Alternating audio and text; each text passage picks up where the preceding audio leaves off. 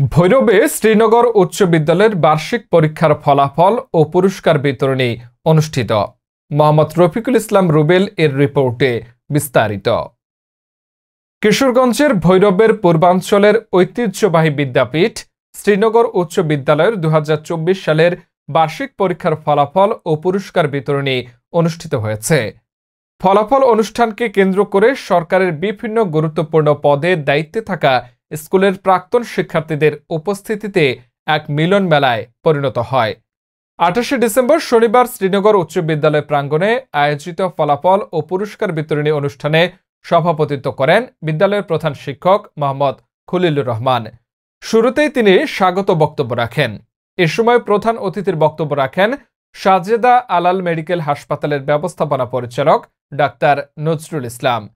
বিশেষ অতিথির বক্তব্য রাখেন বিশিষ্ট ব্যবসায়ী ইঞ্জিনিয়ার ইকবাল হোসেন, ময়মনসিংহের এসএফডিএস জেলা কর্মকর্তা মোহাম্মদ মাহবুবুর রহমান, বিআইডব্লিউটিএ এর নির্বাহী প্রকৌশলী ইঞ্জিনিয়ার মোহাম্মদ আলাল উদ্দিন, বিআইডব্লিউটিএ এর ম্যানেজার আল আমিন, বাংলাদেশ কৃষি ব্যাংক মুখ্য আঞ্চলিক কার্যালয় কিশোরগঞ্জের সিনিয়র প্রিন্সিপাল অফিসার মোহাম্মদ ইমাম হোসেন, ঢাকা উত্তর সিটি কর্পোরেশনের মেডিকেল অফিসার ডাক্তার Afzal Hossain, Bhairab Zahid child and skin কেয়ারের শিশু বিশেষজ্ঞ ডাক্তার Zahidul Islam, Z Rahman premier school and কলেজের প্রভাষক নাজমুল হক, ঢাকা বিশ্ববিদ্যালয়ের আন্তর্জাতিক সম্পর্ক বিভাগের প্রভাষক সাদ্দাম হোসেন, জাতীয় অর্থোপেডিক্স হাসপাতালের ডাক্তার মোহাম্মদ কামাল হোসেন, শ্রীনগর ইউনিয়ন বিএনপির সভাপতি মোশাররফ হোসেন, শহীদ সোহরাওয়ার্দী মেডিকেল কলেজ হাসপাতালের ডাক্তার আব্বাস উদ্দিন ভুইয়া, শ্রীনগর উচ্চ বিদ্যালয় পরিচালনা পর্ষদের সদস্য